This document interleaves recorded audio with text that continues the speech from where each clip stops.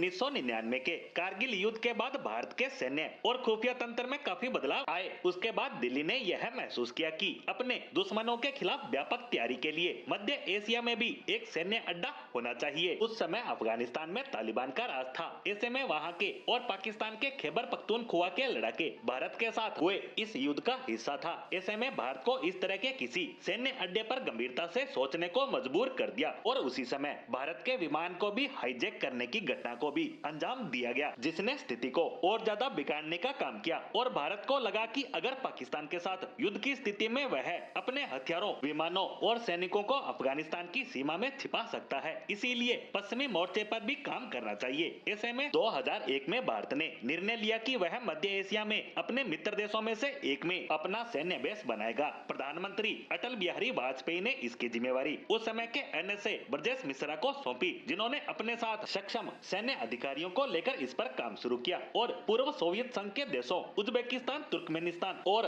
Tajikistan में से किसी एक में ये सैन्य बेस बने, ये तय किया, जिसमें तजाकिस्तान को छोड़कर अन्य दोनों ही देशों ने इस प्रस्ताव को स्वीकार नहीं किया। वहीं जनवरी 2002 को तजाकिस्तान के एक गुप्त आदेश के अनुसार भारत को वहां अपना एक सैन्य बेस बनाने की अनुमति दे दी गई, जिसे भारत के लिए विदेश में सबसे उपयुक्त जगह माना गया। इसके बाद तजाकिस्तान में किस जगह ये सैन्य बेस बनाया जाए, इसके लिए जल्द ही एक कमेटी का गठन किया गया, जिसमें खुफिया सैन्य अधिकारी, विदेश मंत्रालय, वायु और थल सेना के अधिकारियों को शामिल किया गया। परिणाम स्वरूप फरवरी 2002 में ही एक टीम तजाकिस्तान पहुंची और वहां कुछ स्थलों का निरीक्षण किया, जिसमें तजाकिस्तान की राजधानी दुशांबे से 10 किलोमीटर दूर पश्चिम में स्थित हिसार एयरबेस को भारतीय सेना के अड्डे के रूप में विकसित करने की सिफारिश की गई, जिस पर पीएम वाजपेयी द्वारा तुरंत सहमति दे दी गई। इसके बाद $50 मिलियन का आपातकालीन फंड रक्षा मंत्रालय को इसके प्रारंभिक खर्चों के लिए आवंटित किया गया और 25 अप्रैल 2002 को तत्कालीन रक्षा मंत्री जॉर्ज फर्नांडिस तजाकिस्तान जाते हैं और वहां के रक्षा मंत्री के साथ इस समझौते को अंतिम रूप देने का काम करते हैं, जिसके बाद अगस्त 2002 में ही इस बेस का काम भारतीय वायुसेना